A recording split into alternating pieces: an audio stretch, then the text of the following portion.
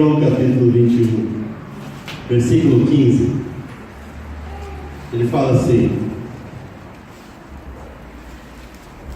deixa eu achar aqui.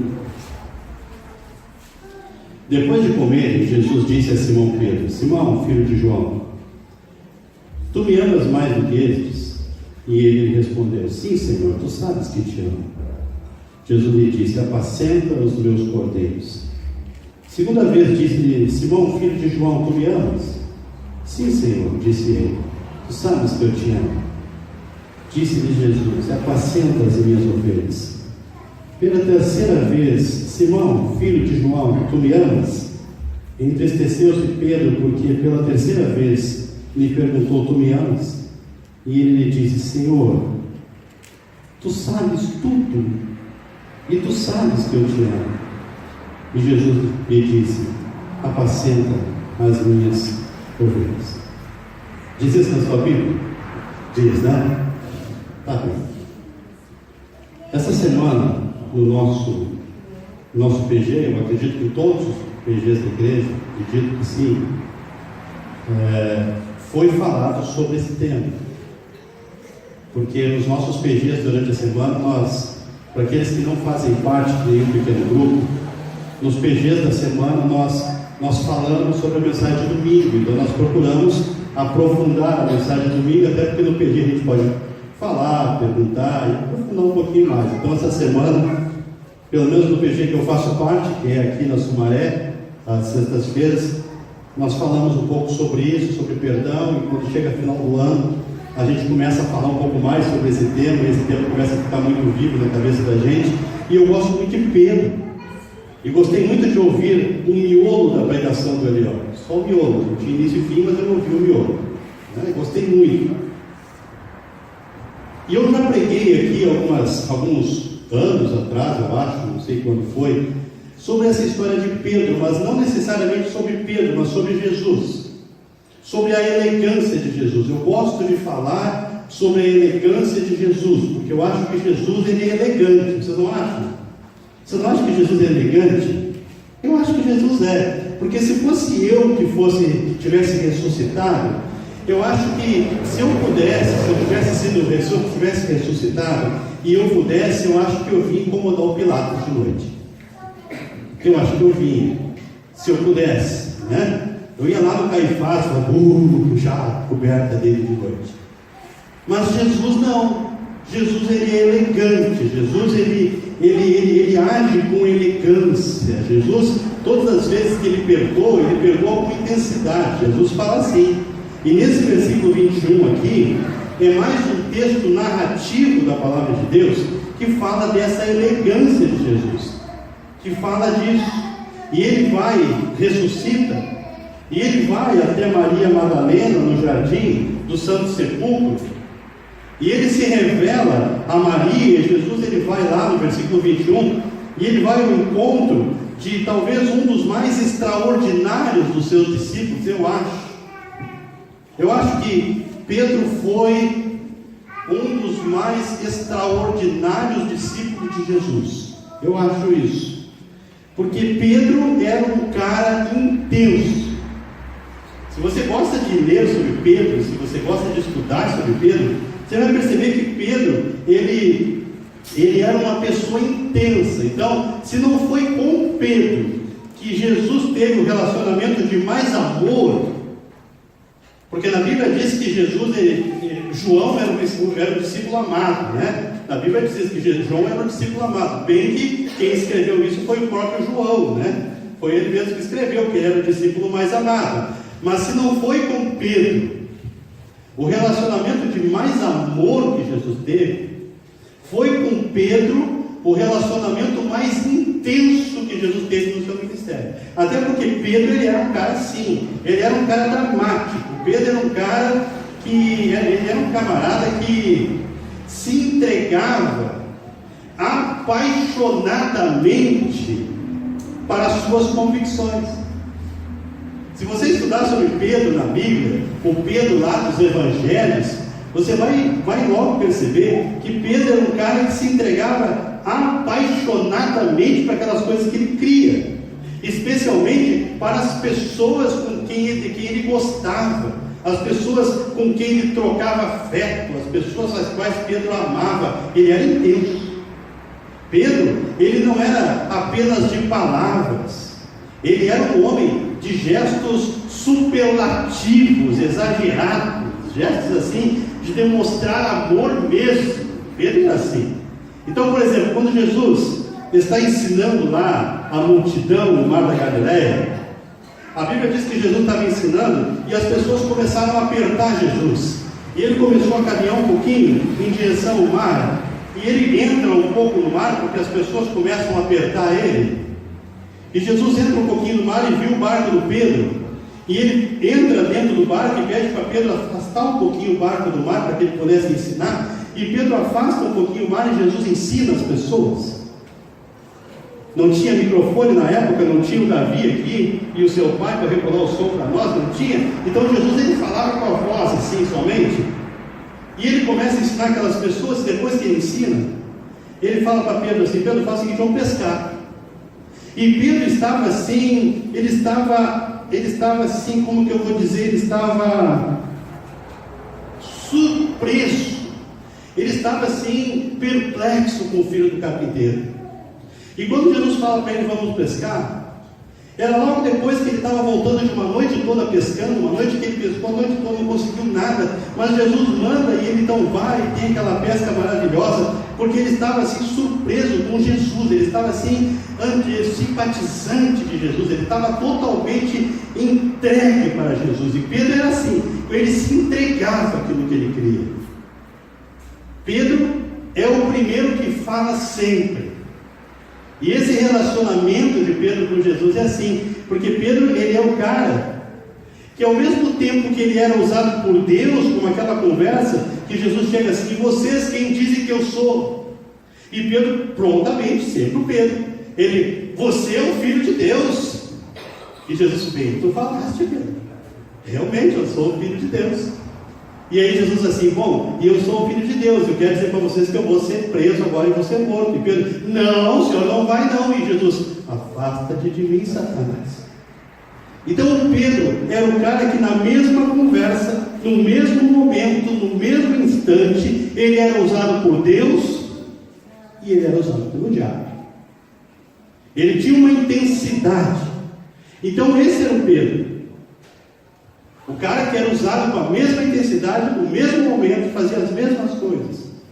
E quando Pedro chega assim, diz assim para Jesus: Senhor, ele estava indignado porque as pessoas não aceitavam Jesus, porque os ricos não queriam saber de Jesus, e ele fala assim: Senhor, nós largamos tudo pelo Senhor. E era verdade também, porque eles tinham realmente largado tudo para Jesus. Está certo que o tudo de Pedro era um barquinho, algumas redes, uns anzóis, mas era tudo. Então quando Pedro diz: eu largo tudo para o meu Senhor, era verdade. Ele largou tudo mesmo por Jesus. E eu não duvido quando Jesus pergunta: Pedro, você me ama mais do que todos os outros? Ele diz: eu não duvido que Pedro tenha dito: Senhor, eu amo.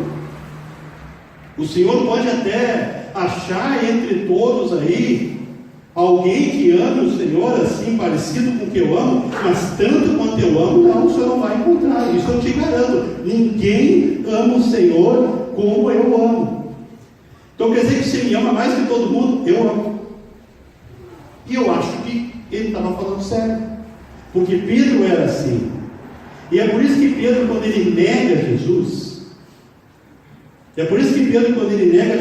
ele cai em um buraco do tamanho da eternidade. É por isso que quando ele nega Jesus, ele cai num buraco da escuridão mais absoluta que um ser humano pode cair. Porque ele ama de maneira superlativa, de maneira intensa, e ele fere mortalmente alguém que ele ama muito. Eu não sei de você, mas eu acho que a gente sofre mais quando fere alguém que ama do que quando a gente é ferido. Não acha? A gente sofre mais quando fere do que quando é ferido. E Pedro estava vivendo isso. Pedro estava vivendo isso aqui. E Pedro, quando ele fala para Jesus: Senhor, o Senhor vai ir para Jerusalém e eles vão vir te buscar, Senhor. E quando eles vierem te buscar, Senhor, eu quero que o Senhor saiba uma coisa: eles vão ter que passar por cima de mim primeiro. E era verdade. Porque quando vieram os soldados acompanhados lá do Judas, e os soldados chegaram para prender Jesus, o Pedro avança diante de Jesus e ele puxa na mão da faca, da espada, do facão, como você quiser falar, e arranca a orelha do rapaz. Porque ele dizia assim, e era verdade, porque Pedro, ele amava intensamente. Quando ele dizia, ele estava falando a verdade, ele estava pronto para dar a vida por Jesus. Então Pedro, novamente, passando vergonha, sem saber o que estava acontecendo, fazendo as bobagens, fazendo as besteiras, mas amando intensamente. Então nem sempre quando a gente faz besteira, porque a gente não ama Deus. Às vezes a gente faz besteira, mas a gente ama a Deus intensamente. Pedro é prova disso. Aí Jesus olha para Pedro e diz: você dá a vida por mim, Pedro? Claro, Senhor, eu estou pronto, eu morro pelo Senhor.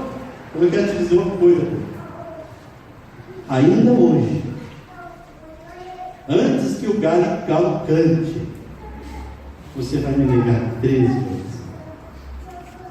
Então a primeira vez Pedro nega. Jesus estava lá na casa do pátio, no pátio da casa de um homem chamado Caifás. Ele era o sumo sacerdote, e Pedro estava olhando. Aí vem alguém e fala assim: você é um deles. Não, não sou, não conheço. Não, você é um deles. Não sei quem é. Não, você é um deles. Eu vi que você arrancou a orelha lá do rapaz que era lá. Eu conheço ele, foi você que arrancou. Não sou eu. E Pedro olha para Jesus. E Jesus olha para Pedro e ele sai correndo embora. E aí, nesse momento, começa a elegância de Jesus. Aqui começa a elegância de Jesus. E eu creio que esse texto ele vai nos ensinar aqui nessa noite. Por que os nossos corações, meus irmãos, por que o seu coração e o meu coração ficam às vezes, por vezes na nossa vida, vazios, totalmente vazios de densidades espirituais?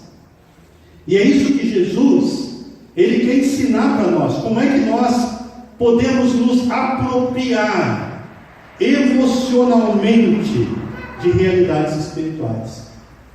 Porque quando Jesus vai ao encontro de Pedro, aqui no mar da Galileia, eu não creio que Jesus vai aqui para perdoar Pedro.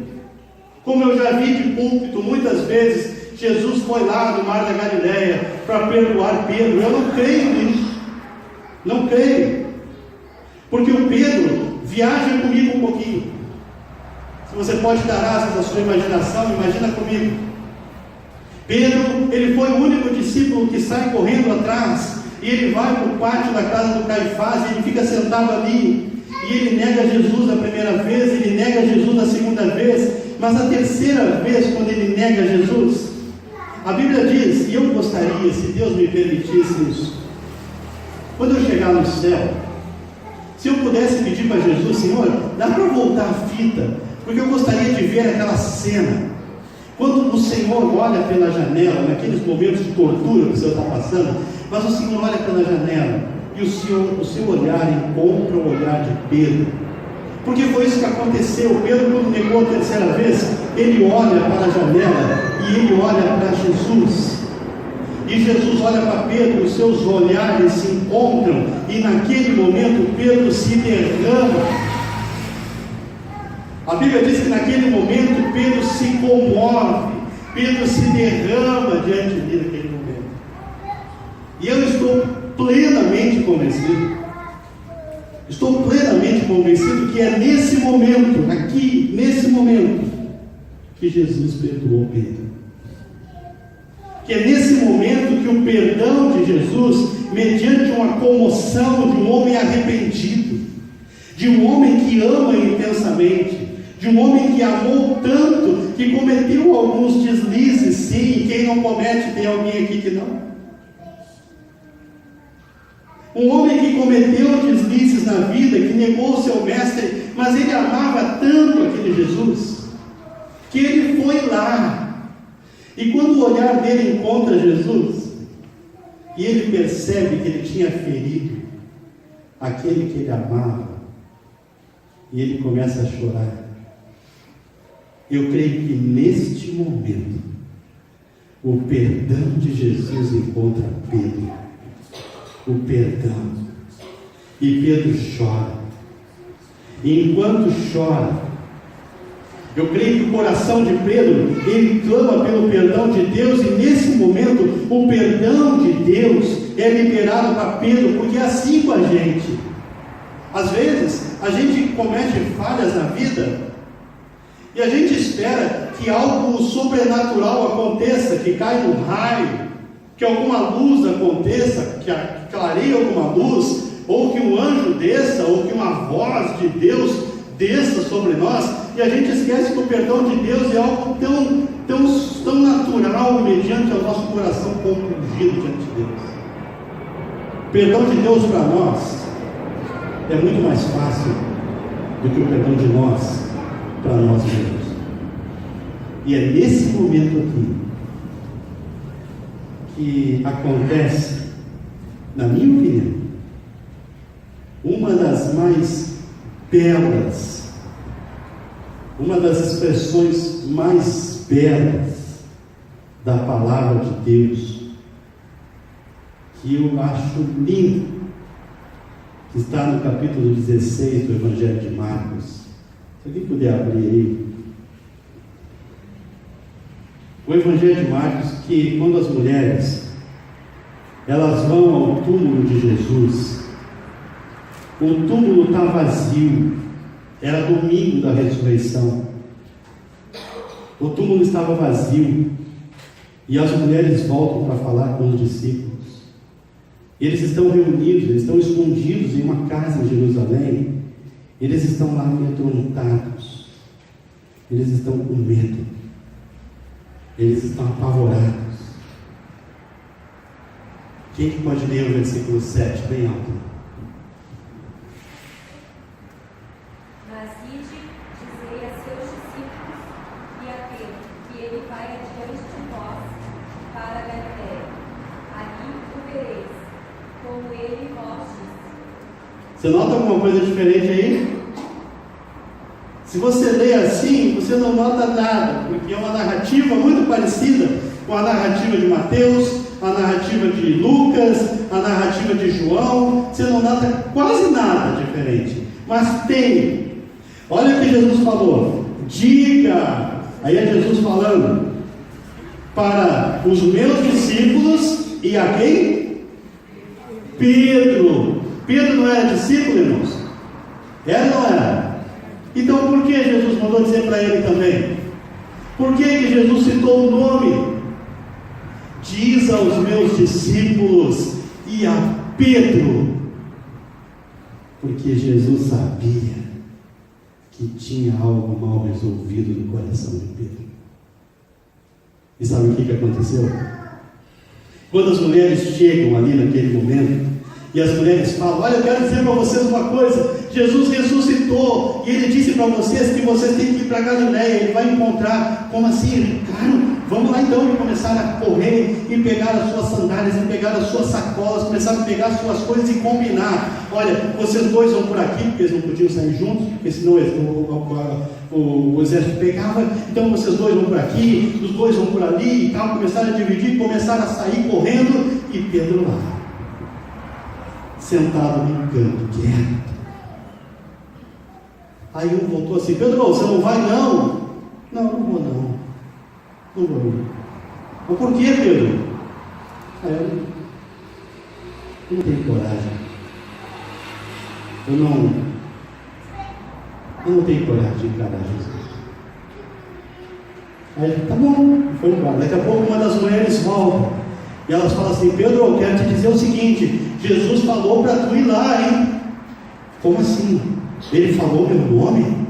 Sim, ele disse o teu nome. Tá, mas parei. Ele falou os discípulos, ele falou meu nome? Sim, ele falou o Pedro, diz para o Pedro ir lá. E Pedro foi. E Jesus aqui vai dar a Pedro a oportunidade de se apropriar emocionalmente do perdão que ele já tinha recebido lá no pátio da casa do Caifás. O perdão, essa cura pelo perdão, não acontece só quando nós pedimos perdão. Essa cura, ela acontece quando nós nos apropriamos e entendemos então que nós estamos perdoados. Porque eu conheço um monte de gente, talvez você conheça um monte de gente que vive neste mundo com um fardo nas costas, por coisas que fizeram no passado e que Jesus já levou todos esses fardos, e as pessoas não conseguem se libertar de pesos, de cargas que Jesus já levou, que prefere ainda ficar carregando culpas, ficar carregando coisas que Jesus já perdoou. E Pedro estava assim. Pedro sabia que Jesus já tinha ensinado tantas vezes para ele: Pedro, basta arrependimento. Ele sabia, e ele estava arrependido. Ele sabia que tinha sido perdoado, mas estava ali, cabisbaixo, macambúzio. Como seria o Pedro se Jesus não tivesse dado a ele essa oportunidade? Ah, mas a minha vida até aqui foi assim. Ah, mas ele...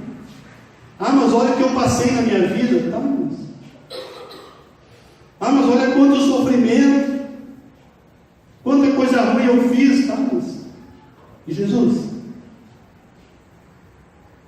Jesus chega diante daqueles discípulos, e eles estavam no mar da Galileia, e Jesus estava lá confraternizando com os discípulos. Eu imagino Pedro afastado do grupo, chateado, aborrecido, talvez estivesse ali imaginando que Jesus ia chegar diante de Pedro, e Pedro ia levar a maior surra da vida, porque nós somos assim, não somos?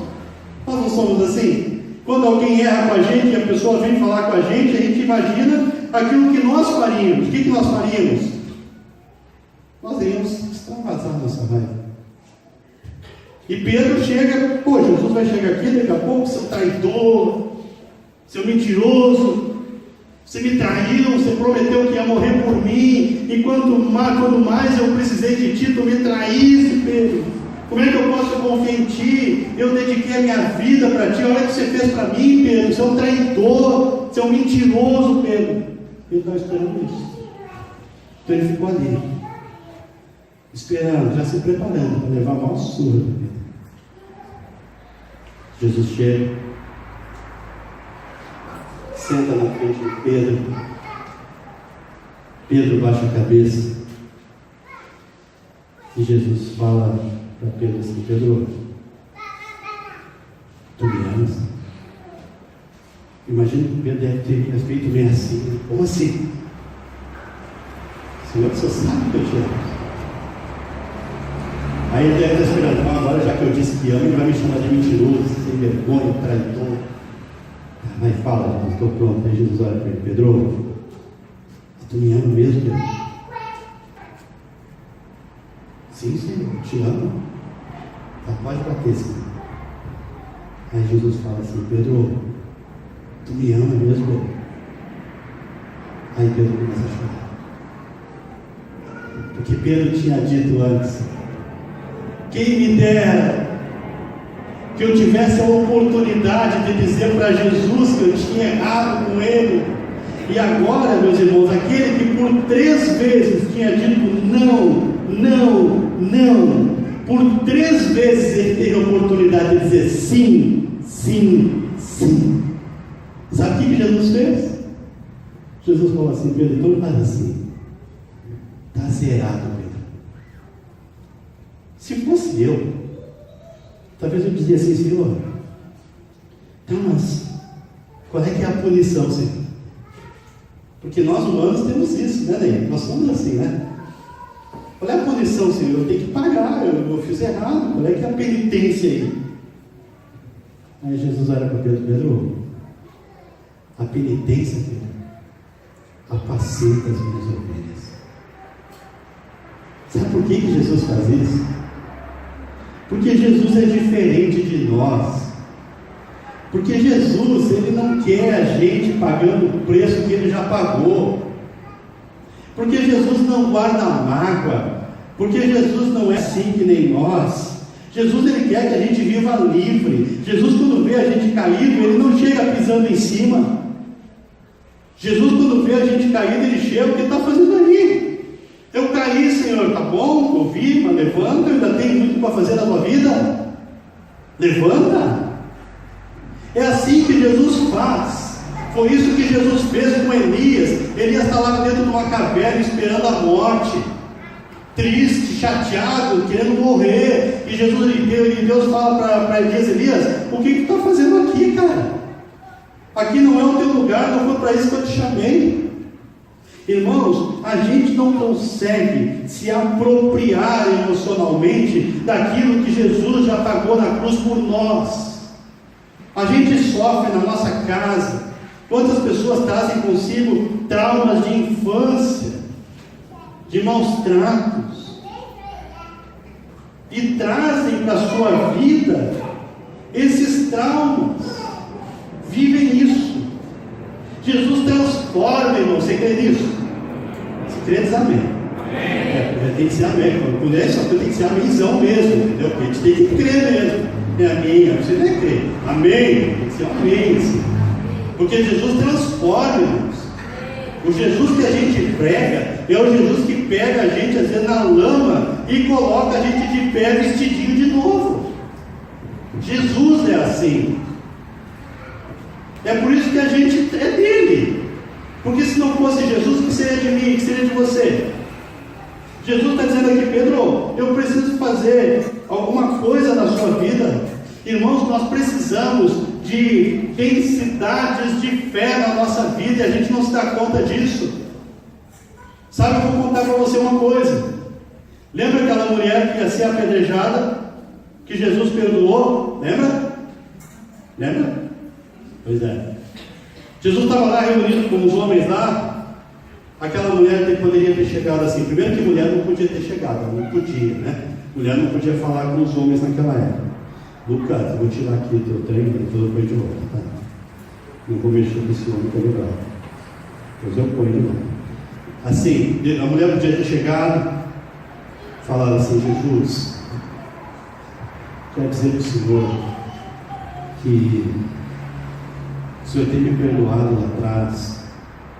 Quero te agradecer, Jesus, porque o Senhor mudou a minha vida, tá? Se não fosse pelo Senhor, eu vim aqui só para te dizer isso, tá? Muito obrigado por ter me perdoado. Muito obrigado. Verso passado. Foi assim que ela fez, né? Foi assim, Maria? Não foi. Aquela mulher entrou no meio de uma reunião só de homens. Ela podia ter sido tirada a lasco dali. Ela pegou um vidrinho de perfume que custava 1 ano de trabalho de um trabalhador comum. Era um vidrinho de alabastro. Se você não sabe o que é isso, é um vidrinho lacrado, que depois que você abre não tem tampa. Você abriu, quebrou, tem que usar tudo. Não tem jeito.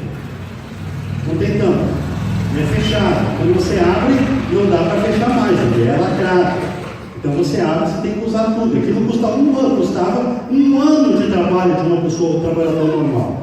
E ela pega aquele vidrinho, e ela pega e joga em cima dos pés de Jesus. Os pés eram considerados imundos, sujos de qualquer pessoa, porque eles andavam na terra.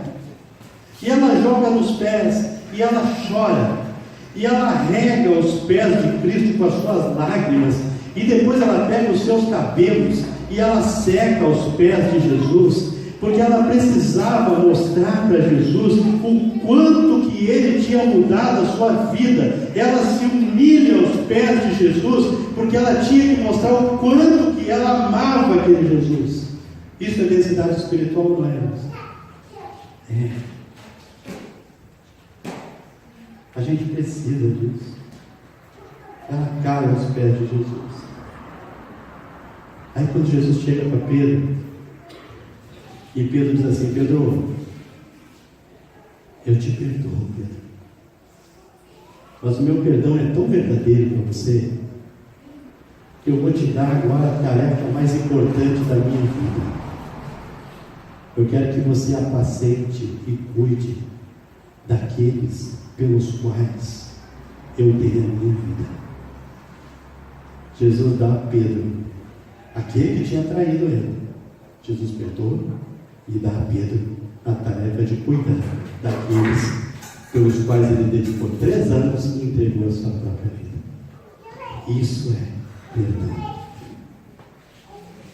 Aí talvez você venha me dizer aquilo que eu já tenho ouvido tanto, e já tenho dito às vezes também: ah, pastor, mas nós somos seres humanos. Eu vou dizer para você assim, eu sei que isso vai render nos PG dessa semana. Nós somos humanos, mas ou nós somos cristãos, ou o nosso cristianismo é uma fraude. Ou a gente aprende a perdoar como Jesus perdoou, ou não tem o que justifique a nossa falta de santidade. Vou justificar para os irmãos assim. O que é densidade espiritual? Imagina que eu peço emprestado por Luciano. Não, o Luciano me pede emprestado. Eu vou pedir, ele me pede. E o Luciano está me devendo 10 mil reais. Mas o Luciano não tem condições de me pagar. Eu sei que o Luciano não tem condições. Ele está passando trabalho, ele está triste, ele não consegue dormir de noite, porque ele não consegue. Ele sabe que tem que me pagar, mas ele não consegue. Mas ele é um cara honesto, ele não consegue se acostumar com isso. Ele sabe que tem que me pagar, então ele não consegue dormir, porque ele sabe que eu tenho que pagar outras coisas. Eu não consigo, estou envergonhado, eu não consigo nem olhar para ele. Eu sei que aquilo está fazendo mal para o Luciano. Aí um dia eu saio de casa, eu vou lá, bato na porta, aí a Rosa me atende. Rosa, eu quero falar com o Luciano. O Luciano veio e falou assim: Luciano, é o seguinte, cara, eu quero te dizer assim, eu não estou precisando desse dinheiro que você me deve. Eu não estou precisando. E eu sei que você está sofrendo porque está me devendo esse negócio. E eu não estou precisando e eu não quero te ver sofrendo. Então vamos fazer assim: a partir desse momento você não me deve nada. Cara, tu não me deve nada. Esquece esse dinheiro. Mas enquanto eu nunca te emprestei ele, tu não me deve nada, está perdoado, vamos esquecer isso aí. Deixa pra lá. Não pensa mais nisso, está perdoado.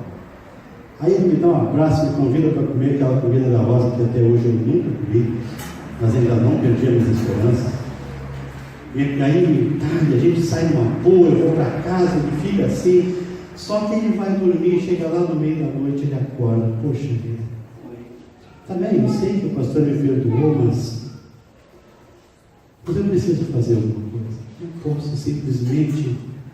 Daí no outro dia, o Luciano acorda. E ele pega a televisão dele, pega um aparelho de som, pega uma guitarra e vai lá num brick e vende. Ele consegue levantar 2 mil reais. Ele me devia 10, mas ele consegue levantar 2. Aí ele chega na minha casa e fala assim: pastor, eu sei que você já me perdoou, mas assim, tudo que eu consegui levantar foram esses 2 mil aqui. Aceita, eu sei que você já me perdoou, mas eu preciso fazer alguma coisa. Aceita. Daí eu pego aqueles 2 mil reais e o Luciano fala assim: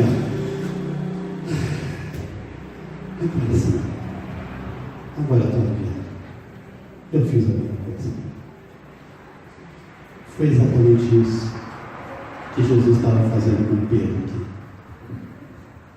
Jesus estava dando a oportunidade para Pedro para dizer: sim, sim, sim.